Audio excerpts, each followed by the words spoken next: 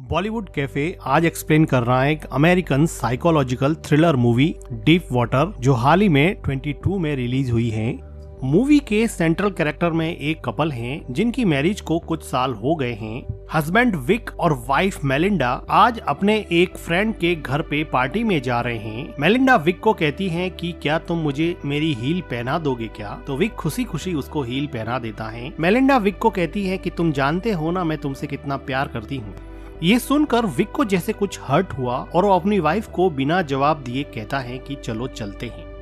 Wick और Melinda अपने friend के घर पे पार्टी में जाते हैं। वहाँ पर मेलिंडा को अपना एक पुराना दोस्त जॉयल मिल जाता है जिसके साथ वो बिजी हो जाती हैं। इधर विक अपने फ्रेंड्स के साथ कुछ बातें करने के बाद में मेलिंडा को ढूंढता है तो वो देखता है कि मेलिंडा घर के नीचे स्विमिंग पूल में जॉयल के साथ एंजॉय कर रही है और उसको किस भी कर रही है। ये देखकर मेलिंडा के हस्बैंड विक को दुख हुआ, लेकिन सरप्राइजिंगली अपनी बीवी को दूसरे किसी आदमी के साथ देखने के बाद में भी विक शॉक नहीं हुआ, उसको कुछ भी सरप्राइजिंग नहीं लगा। विक के फ्रेंड भी विक को कहते हैं कि तुम्हारी वाइफ और जॉयल के कुछ रिलेशन लग रहे हैं, तुम कुछ करते क्यों नहीं, लेकिन विक अपने फ्रेंड की बात को इग्नोर कर देता है। कुछ देर बाद में मेलिंडा पार्टी में पियानो बजाती है जिसको देख के विक के चेहरे की मुस्कान वापस लौट आती है। जो वाइफ थोड़ी देर पहले किसी और आदमी के साथ इन्वॉल्व थी, अभी उसी को पियानो बजाते हुए देख के विक बड़ा खुश हो रहा था। विक का ये बिहेवियर काफी सरप्राइजिंग होता है। पार्टी में जॉयल और विक दोनों बात करते हैं तो जॉयल विक को कहता है कि तुम कितने अच्छे हस्बैंड हो जो अपनी वाइफ की पर्सनल लाइफ में बिल्कुल भी इंटरफेयर नहीं करते हो, तुम्हें कोई फर्क नहीं पड़ता कि वो किसके साथ क्या कर रही है।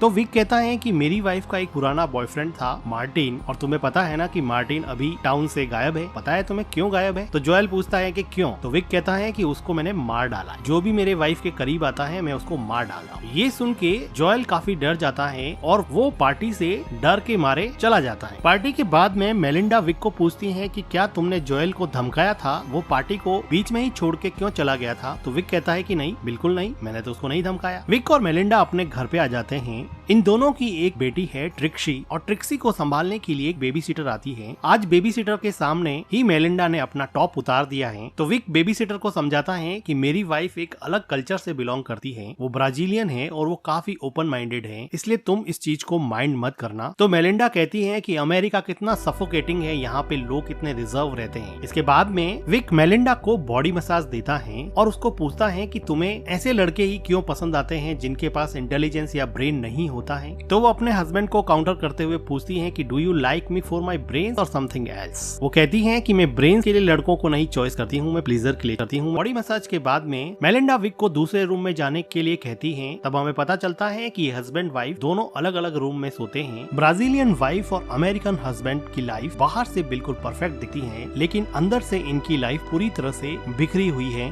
वाइफ अपने बॉयफ्रेंड्स के साथ एंजॉय करती है और हस्बैंड वाइफ को बहुत प्यार करता है, वो उसको छोड़ना नहीं चाहता, तो वो उसके लवर्स को धमकाता है और उन्हें उनसे दूर करने की कोशिश करता है। विक अपना ज्यादातर टाइम अपनी बेटी ट्रिक्सी के साथ बिताता है और बाकी का बचा हुआ टाइम अपनी हॉबी हेलिसी कल्चर यानी कि स्नेल्स को रेस करने में बिताता है। विक ने अपने घर के बाहर गार्डन में एक छोटा सा स्नेल कल्चर के लिए रूम बना रखा है और यहाँ पर विक काफी टाइम स्पेंड करता है। विक और मेलिंडा की डॉटर ट्रिक्सी बहुत ही स्मार्ट है। आज वो अपने स्कूल के प्रोजेक्ट के लिए रेडॉक्स रिएक्शन फॉरवर्ड पोटैटो से चलने वाला रोबोट बना रही है। वो इतनी स्मार्ट है कि अपने डैड और अपनी मदर के बीच में चल रहे कन्फ्लिक्ट को बहुत अच्छे से समझती है। विक अपनी डॉटर ट्रिक्सी को स्कूल छोड़ता है तो ट्रिक्सी की स्कूल टीचर कैली, जो कि विक की बहुत अच्छी फ्रेंड थी, वो कहती है कि मैंने सुना है कि तुम लोगों का मर्डर कर रहे हो। जॉयल टाउन में ये बात फैला रहे हैं कि तुमने अपनी वाइफ के एक्स बॉयफ्रेंड मार्टिन का मर्डर किया है। विक कहता है कि मैं तो सिर्फ मजाक कर रहा था। तो कैली कहती है कि मजाक हो या सच हो, लेकिन आइडिया तुम्हारा काम कर गया, अब जॉयल तुम्हारे घर के आसपास कभी फटकेगा नहीं। यही बात उसके दोस्तों को भी पता चलती है तो विक कहता है कि देखो मैंने कोई मर्डर नहीं किया, मैंने तो जॉयल के साथ सिर्फ मजाक किया था। वो अपनी वाइफ को भी समझाता है, लेकिन उसकी वाइफ उस पे बहुत चिल्लाती है कि तुमने मेरे दोस्त को डरा धमका कर पार्टी से भगा दिया और मुझे तो लगता है कि तुमने मार्टिन का मर्डर किया हो। वो कहती है कि जॉयल को कल रात को डिनर के लिए बुलाना पड़ेगा और उसे सॉरी बोलना पड़ेगा। वो जॉयल को अपने घर पे डिनर पे बुलाते हैं और डिनर के बाद में मेलिंडा अपने हस्बैंड को कहती हैं कि तुम ट्रिक्सी के रूम में चले जाओ और उसको बेड टाइम स्टोरी सुनाओ। विक को पता था कि वो जॉयल के साथ टाइम स्पेंड करना चाहती हैं। वो ट्रिक्सी के रूम में जाके उसको स्टोरीज सुनाने लग जाता है। तो ट्रिक्सी अपने डैड को कहती है कि मॉम दूसरे आदमियों के साथ अजीब सा बिहेव क्यों करती है, मुझे ये आदमी जॉयल बिल्कुल भी पसंद नहीं है, मैं आप दोनों को साथ में देखना चाहती हूँ, मैं मॉम को किसी और के साथ देखना पसंद नहीं करती।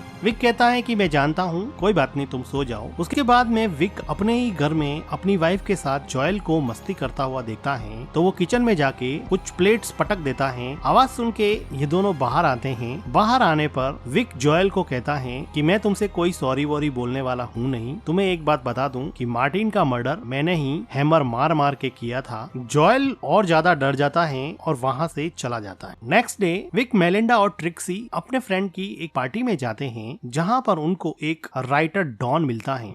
डॉन कहता है कि मैं मूवीज की स्टोरीज लिखता हूँ, शॉर्ट स्टोरीज लिखता हूँ, तुम क्या करते हो? तो विक बताता है कि मैं सॉफ्टवेयर इंजीनियर हूँ और मैं चिप बनाता हूँ जो ड्रोन टेक्नोलॉजी में यूज होते हैं। तो डॉन कहता, अच्छा ड्रोन्स में यूज होते हैं, मतलब तुम अफगानिस्तान में बॉम्ब गिरवाने वाले काम करते हो? तो विक कहता है कि बॉम्ब ही क्यों, अगर तुम किसी भूखे आदमी को ढूंढ लो तो उसके घर पे खाना भी पहुंचाया जा सकता है। तो डॉन कहता है कि पहुंचाया तो जा सकता है लेकिन खाना कोई पहुंचाता नहीं है, सिर्फ बॉम्ब ही गिराते हैं। और इसी बात में डॉन और विक के बीच में मन ही मन अनबन हो जाती है। तो डॉन आर्ग्यूमेंट हारता है। तो वो कहता है कि तुमने मार्टिन को मारा था, मैंने भी सुना है। तो विक कहता है कि ये तो एक जोक था, तुम उसको इतना सीरियसली क्यों ले रहे हो? पार्टी में विक अपनी क्लोज फ्रेंड और ट्रिक्सी की स्कूल टीचर कैली के साथ डांस करता है, जिसको देखकर मेलिंडा काफी जेलस होती है और वापस जाते समय वो विक को प्लीज करती हैं। इसके बाद ये दोनों घर पे जाके पैशनेटली इंटीमेट होते हैं। विक को थोड़े दिनों के बाद में पता चलता है कि मेलिंडा पियानो क्लासेस ले रही है और वहाँ पर उसका टीचर चार्ली अब उसका नया बॉयफ्रेंड बन गया है। विक अपना टाइम तो स्पेंड स्नेल कल्चर में बिताता था, लेकिन उसकी इमेजिनेशंस अब अपनी वाइफ को चार्ली के साथ रोमांटिकली इन्वॉल्व होते हुए देखती हैं। आज मेलिंडा घर पे भी नहीं है, जिसकी वजह से इमेजिन करते करते विक पूरी रात सो भी नहीं पाया है। अगले दिन सुबह जब मेलिंडा घर पे आती है तो विक उसको पूछता है कि कहाँ गई थी। तो मेलिंडा बिल्कुल क्लियरली बता देती है कि वो चार्ली के साथ है और वो उसके साथ क्वालिटी टाइम स्पेंड कर रही है। विक को तो ये पहले से ही पता था।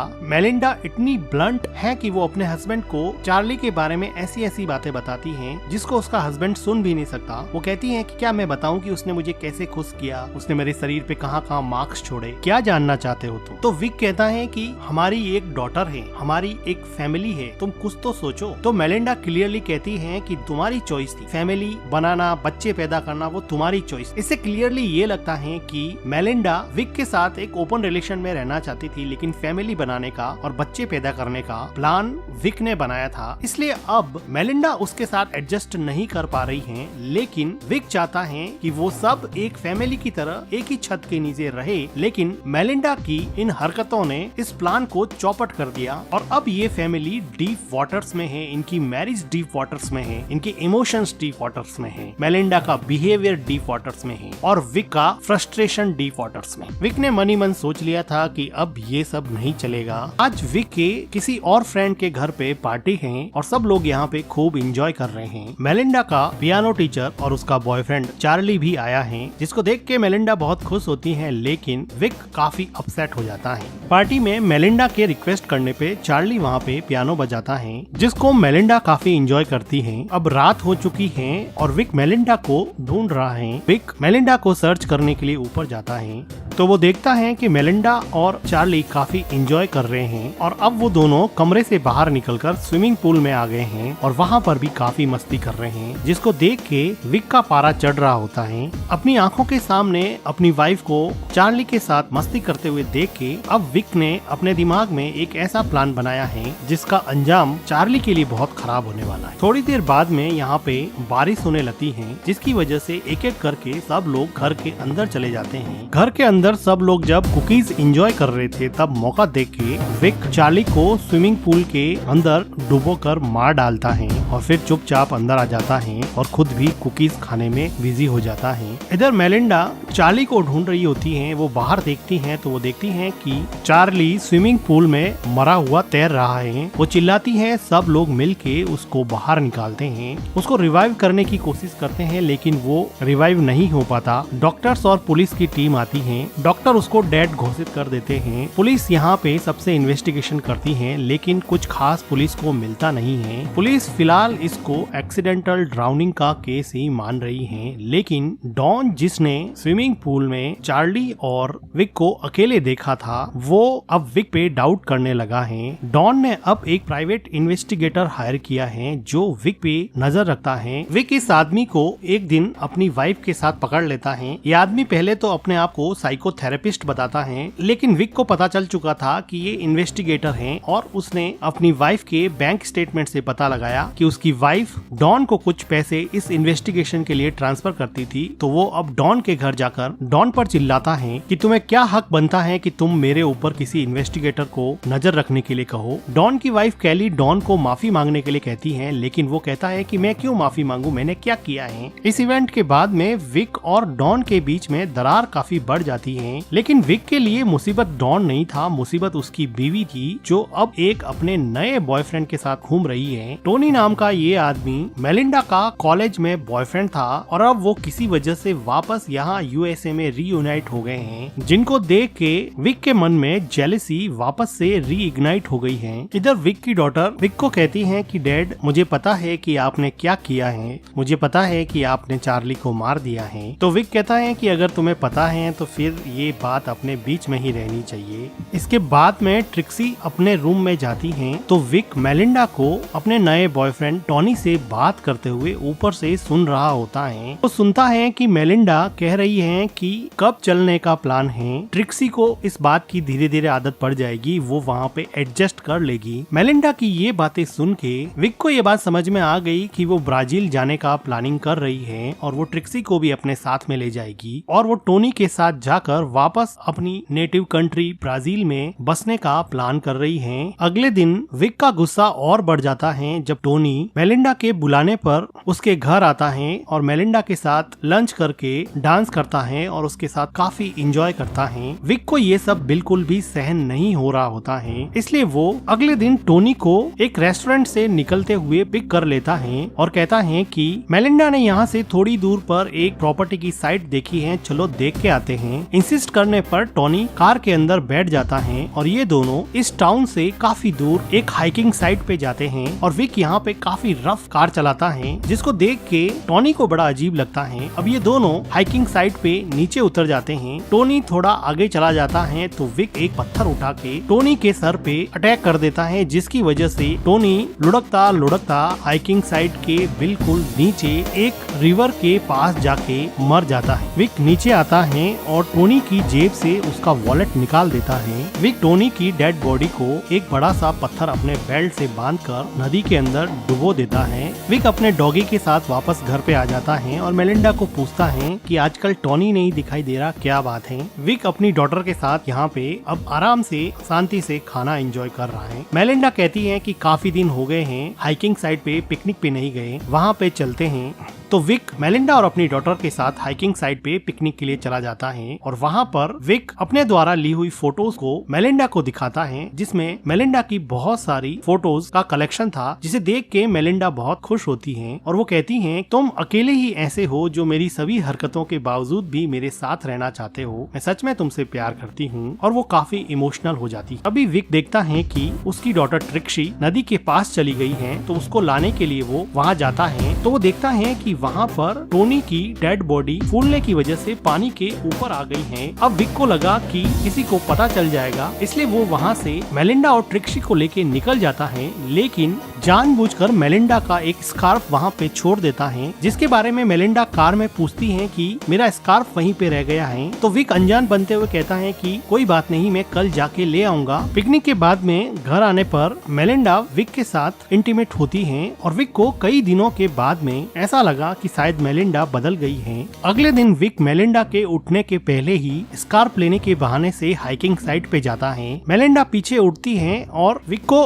ढूंढती है और विक विक के स्नेल वाले रूम में पहुंचती हैं, जहां पर चेक करने पर वो देखती हैं कि टोनी का वॉलेट वहां पे रखा हुआ है, जिसको देख के वो समझ जाती हैं कि उसके हस्बैंड ने ही टोनी को मारा होगा। इसलिए वो डॉन को कॉल कर देती हैं। इधर हाइकिंग साइट पे विक टोनी की बॉडी को ठिकाने लगा रहा होता है, तो वहाँ पर अचानक से डॉन आ जाता है और कहता है कि विक क्या कर रहे हो। तो विक कहता है कि मेरी वाइफ का स्कार्फ यहाँ पे रह गया था। तो वो कहता है कि देखो स्कार्फ तो मेरे पास है, और वो विक को बॉडी को पानी के अंदर धकेलते हुए देख लेता है और वो वहाँ से डर के मारे भागने लगता है। विक भी अपनी साइकिल लेके उसके पीछे भागता है। डॉन तेजी से कार चलाता है और कहता है कि चलो मुझे एक और स्क्रिप्ट मिल गई जिस पर मैं बुक लिखूंगा। अब वो पुलिस को मैसेज करना चाहता है, लेकिन ऑटो करेक्ट की वजह से मैसेज नहीं होता है और फोन नीचे गिर जाता है। यहाँ माउंटेन्स की वजह से कार प्रॉपरली चल नहीं रही थी, लेकिन विक इस साइड से काफी परिचित था, इसलिए वो अपनी साइकिल से शॉर्टकट लेके डॉन की कार के सामने आ जाता है, जिसकी वजह से डॉन उसको बचाने की कोशिश करता है और उसका बैलेंस बिगड़ जाता है और उसकी कार का एक्सीडेंट हो जाता है और वो